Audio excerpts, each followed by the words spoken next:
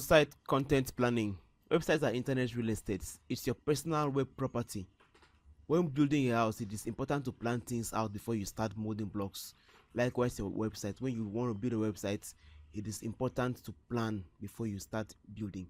I like to say that anytime you undertake a task like building a website, building a house, or starting a marketing campaign, whatever you're doing, it is important to spend two-thirds of your time planning and one-third of your time actually executing. Far too often, people skip the planning phase in order to save time.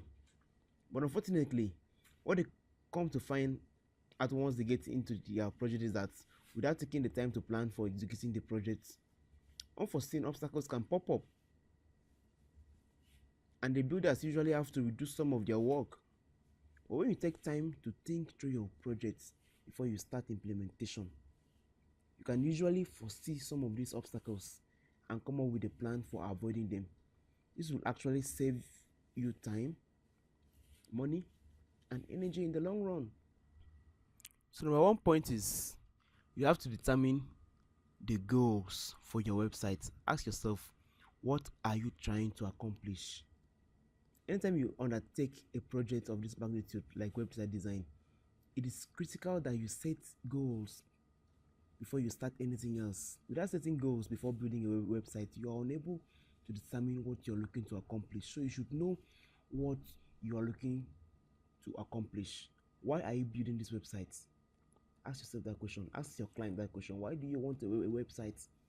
Because without knowing what you want to accomplish, you will end up building a site that has either too much information, too little information, or possibly the wrong information. So setting goals for your website will allow you to be efficient in the entire process. So if you're designing an e-commerce site, probably the aim of your website is to sell products. Or is your aim, are you trying to, is it a squeeze page? Are you trying to generate leads? Are you trying to get people to send their contact information? Are you building the site? Is it primarily for brand awareness, to drive awareness and engagement? Or is it a site for a company that wants to primarily provide support to their existing customers, help them solve problems? Or is it a content publisher? So you need to know what are the website goals. Setting goals doesn't take that much time. Make sure you don't skip this step because it's very, very important. This is where you should start before you design your site, before you do anything, before you select the template you're going to use, before you register your domain name. You should determine the goals for your website because this is what will determine your path. So the next thing you're going to do in the website design process is to pinpoint your target audience. Try to understand what their interests are.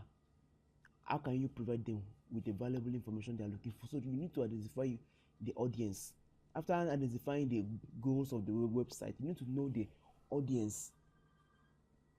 How can you provide them with the valuable information they are looking for? Who are you building your website for?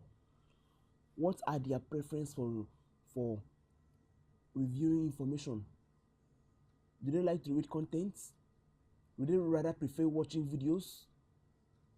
So you need to know your audience because your audience will also determine the kind of content you're going to put on your website and on your navigational structure. It's going to determine the way you're going to create your layout. Because it's important that you understand your audience. This way you can make sure you tailor-made your content, you tailor-made your design to fit what they would like, to fit their preference.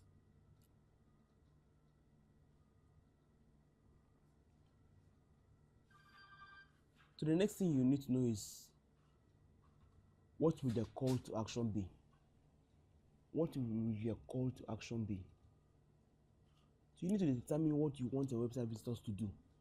Once these people come to your website, once they land on your site, what do you want them to do? The most successful sites have a prominent call to action within their pages. If you don't ask your audience to take action, how can you expect them to do what you want them to do? So without a call to action, you cannot expect to accomplish your website goals. So the first thing was for you to know your goals. The second thing was for you to know your audience. Then the next thing is your call to action. So you need to know what will the call to action be. If one of the goals of your website is to get people to download your ebooks, then one of the call to action must be download our ebook. So if one of the goals of your website is to grow your traffic or make something to go viral, then perhaps another call to action is share this page with a friend. You cannot expect that your website visitors will know what you want them to do if you don't ask them. So be sure to include one or a few call to actions on all your website pages. So you cannot do this if you don't know the aim or the purpose to which you're creating your website. So you should know the aim. For the next thing, you should know your audience, and the next thing you should do what? Know your call to action, and then plan ahead. The next thing is web navigation. You need to figure out how you get your website visitors to easily navigate through your site in order for them to complete your call to action. Because if they don't navigate through your sites, they will not be able to get to or complete your call to action. Too many sites are created without thinking through their navigation. Sometimes you can go to a particular website and you have no clue how to get access to the information you're looking for. That's very bad. That gives a very bad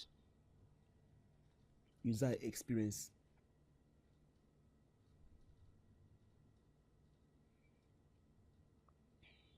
Why do so many people love Apple products on their websites? Because they are very intuitive.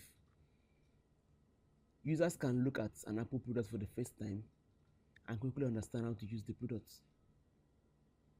So if you take time to think through your navigation before putting your website together, you will find that your website visitors will navigate to the pages you want them to. They will do what you want them to do.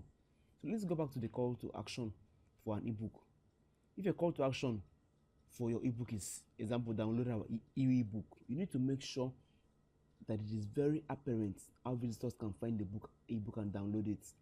Be sure that you don't include too many different pathways all leading to the same page, because this can confuse your visitors and results in what is called paradox of choice, which makes them not to make decisions.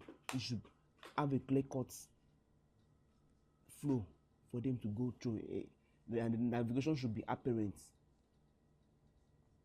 You can interlink pages within the content of your site.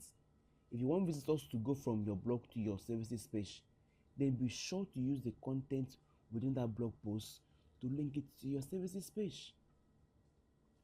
And also, another very important thing is that when choosing the words to hyperlink to your services page, for example, it would be smart to use keywords from your keyword list. So in the previous chapter, I told you about generating your keywords list.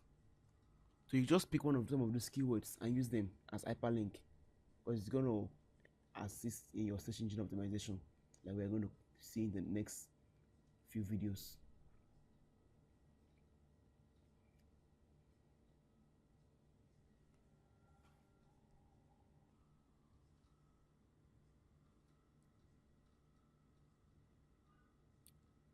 So the next thing you want to do is to plan your layout. As you can see, dependent on the purpose of your website, the aim of your website, your target audience, and the content you're expected to put on your website, you can plan your website. Personally, I used to use a piece of paper, draw my layout. This is where I want my menu to be. This is where I want my logo to be. This is where I want my header to be. I'm going to put a slide here. I'm going to put an advert here. I'm going to put another call to action here. I'm going to put my main content here in a tabular form. So I use my pen and biro to draw it first on my paper. It will actually save you a lot of stress. And then, as you can see, you can do this for all the pages. This is the home page. When you click on this About Us button, it takes you to the About Us page, and you click this, it takes you to this. So when you take time to draw and arrange your layout like this, it will save you lots and lots of time in the implementation phase. Another thing you need to know is to check out your competitors. Go to their website and see what they have. There is nothing wrong with spying on your competitors. Check what content do they offer that you don't have already, and then improve on it. There's nothing wrong with spying on your competition. Make sure before you design your website, check similar websites, check similar companies that are offering the same service as you're offering, and try to get 1 or 2 clues from their websites, and then improve on it and create your own. So when you're done with all these things, when you actually know your website objective, you know your target audience, you know what the call to action is going to be, and then you are working on your navigation, you know how your menu is going to be, you now have to assess the content you have. What are the contents that you need? Check them out, then now compare it with what are the contents that you have already. In the ones that you don't have, go online, look for the contents, and then you can get images. You can go to Google Images to search for images, though you have to be careful so that you don't run into copyright issues, and then bring them together.